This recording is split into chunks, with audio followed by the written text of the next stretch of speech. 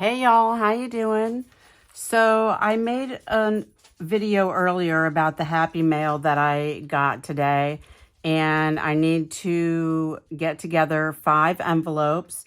So I took one of my bins here, dumped it on my desk, and this is what I came up with. Some of these things won't be able to be put into an envelope and dropped in the mail just because of what they are. So I don't know how many of these I made. And I saw this idea from Natasha at Treasure Books. I had a lot of random scraps of paper.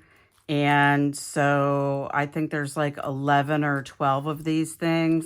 And I also had some catalog advertisements in there. And so I made some charms to go on top of these things. This, like I said, this is going to be a really quick, super quick video, because my husband said he'll be home in like 5 minutes and the dogs are about driving me crazy. So I know he can't be that far away. Okay. So that's all those. There's like 7, 8 or 9 pages in each one. I used a tiny, eyelet, so I couldn't put any more in there than that. I had just a plain piece of paper here cut off, and I made it into an envelope, and I used a puzzle piece as my closure. This was a piece of scrapbook and some more cut-offs that I tore the edge of them, and I just put it together, and I put a safety pin on there with a little gold ball. And this one here, same thing.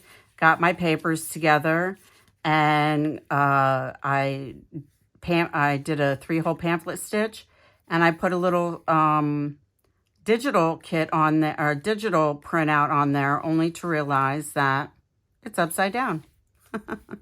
Another little clip, but that's okay because it's a calculus book or something. So you know, good luck with that.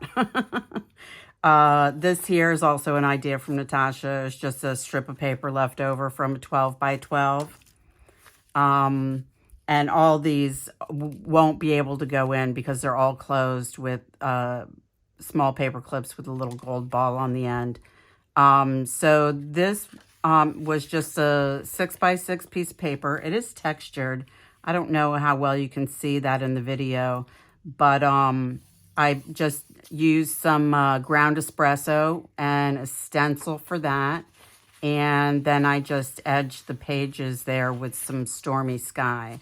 And this one I happened to staple together.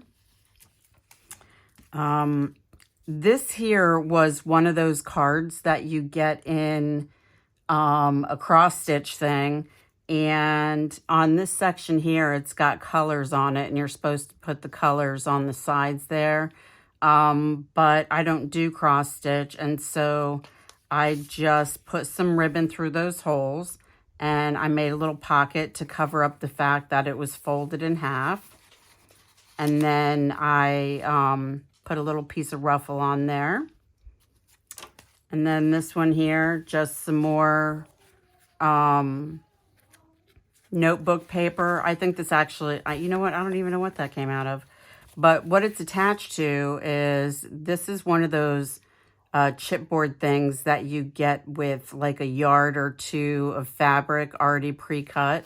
And I just I glued these together, and then I sewed that on. And then I just glued it on here because this is pretty thick chipboard, and I didn't want to break another needle. And this here, I just took a piece of cream cardstock, and I took some of the other random pieces of paper that were in that little bin there, and I made a master board out of it. So it looks like my husband just pulled up in the driveway, and the dogs are about to go bananas. So I'm going to call this a day. I hope you enjoyed this little quick video on what I was doing today, and stay tuned to see what comes next.